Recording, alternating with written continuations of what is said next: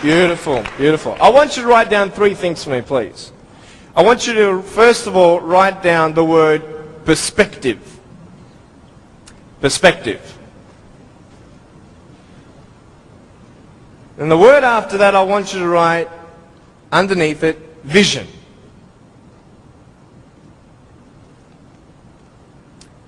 And then underneath that, I want you to put choices. So perspective, vision, and choices. This is what I'm going to be speaking about. I'm going to be real with you and start from the beginning. I was born in a blessed country. I was born to parents with the support I needed. You see, when I was born, it was such a tragedy. It was such a great shock to everybody. We had ultrasounds done when Mum was pregnant with me. I was her firstborn. And my mum made sure that we had the best doctors in Melbourne. My mum was a nurse and delivered hundreds of babies before I was born. She knew exactly what to do and what not to do in her first pregnancy.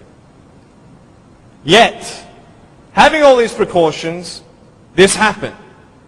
And anybody who saw me and saw my parents automatically thought that, hey, this is a bad thing.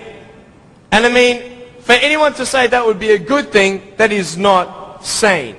That would be insane. To say that, hey, congratulations, your baby's born without arms and legs. It was such just a pause in their life where they couldn't breathe. They couldn't fathom. What kind of life is their firstborn son going to live? Without arms and legs, he can't even feed himself. He can't even dress himself. Doctor said I would never be able to stand up, let alone jump around. You know, I'm so thankful that they knew nothing until I was born. Because imagine if my parents did know, and they would have what? The option of abortion. And the majority of the doctors, I believe, would encourage such an act. Why? Because what we see in this child's life is not going to be a good quality lifestyle for you and your child. And the wisest thing you could do is abort. Well, hey, who knew? Who knew that I would become a 23-year-old professional motivational speaker, speaking to 1 million people all around the world, starting schools in third world countries, building hospitals in the future and orphanages and all that stuff. We sponsor 43 kids who don't have food, fresh water and all that sort of stuff. And that's just the beginning. I'm a real estate investor. I'm a stock market investor. I love options trading. That's becoming one of my professions. I love real estate investing. I love the fact that we can make money doing real estate developing. Make our money, make more money. I love that fact. I love the fact, though, above all, that I can give the world something that others cannot.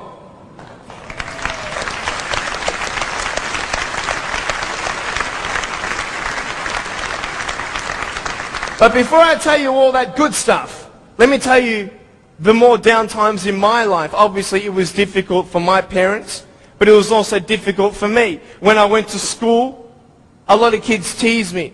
A lot of kids put me down. It was very difficult at starters to find friends, because everybody would look at me and think, well, maybe he also has a mental disability, and then people don't know how to approach me. But my parents encouraged me to just speak with people. And as I speak, a lot of people would say, well, hey, he's just like everybody else, just with a few parts missing. You know, I'm just like you. I've just gone out on the limb a couple more times than you have for my friends. But it's all good. But it was very difficult at times, and I had no one to tell me that everything's going to be okay the way I wanted it said. Because the way I wanted it said was, I wanted to be able to believe someone when they said, Nick, it's okay. Everything's going to be okay. The problem is, if anyone did say that, even my parents at times, I would say, how do you know? How do you know how it feels to be in my position? You don't even know the future. How can you say that I'm going to have a good life? You cannot. Last January, within 3 weeks, 3 of my family members died. January 2005, my uncle, my grandfather, and one of my cousins. The day after my grandfather was buried, my uncle, 53-year-old man, had a heart attack, died. 5 days before he died, he was at the doctor's and everything was fine. What can you tell me to encourage me? Can you tell me anything? Only if you've been through it. And this is what I'm here about. I want to tell you, I was depressed. I had suicidal thoughts at the age of 8.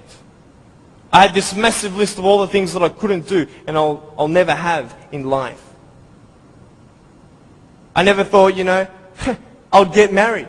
Who'd want a husband without arms and legs? And I thought even if I ever did get married, I'm not going to be even able to hold my wife's hand. I'm not going to be able to dance with my bride on our wedding night.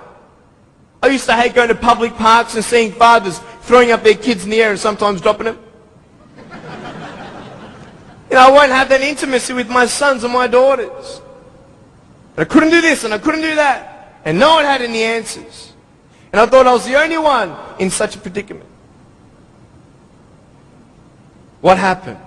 What changed? The first thing I got you to write down was perspective. How you see your life is the first key. Who are you?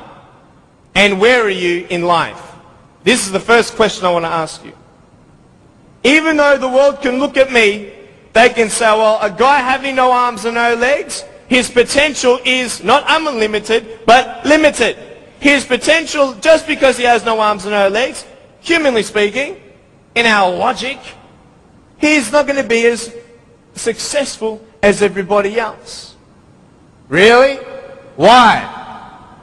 Because of his disability. Really?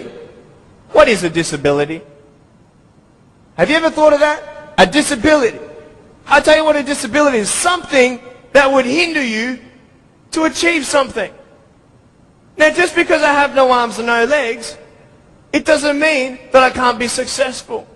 It doesn't mean that I can't do a business degree like I've done, a Bachelor of Commerce in Financial Planning and Accounting. That didn't stop me. Then what really stops you? Your mind. The way you see your life and where you are going will determine how successful you will be in life. I could say, yeah, I'm a guy without arms and legs, but what? I have my little chicken drumstick.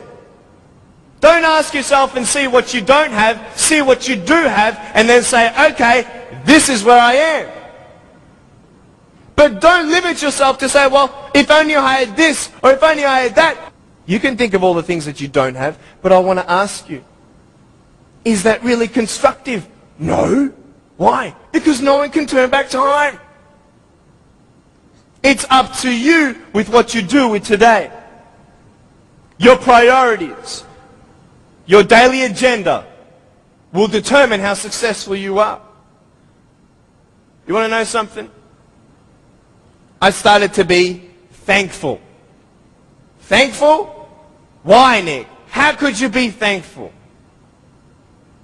My mum showed me a newspaper article of a young man who had a disability, not similar to mine, but it was also unexplained medically. And I thought, you know what? I'm not the only one with something to bear. But I'm telling you, this perspective is everything. Giving yourself enough credit. Write this down. Give yourself credit.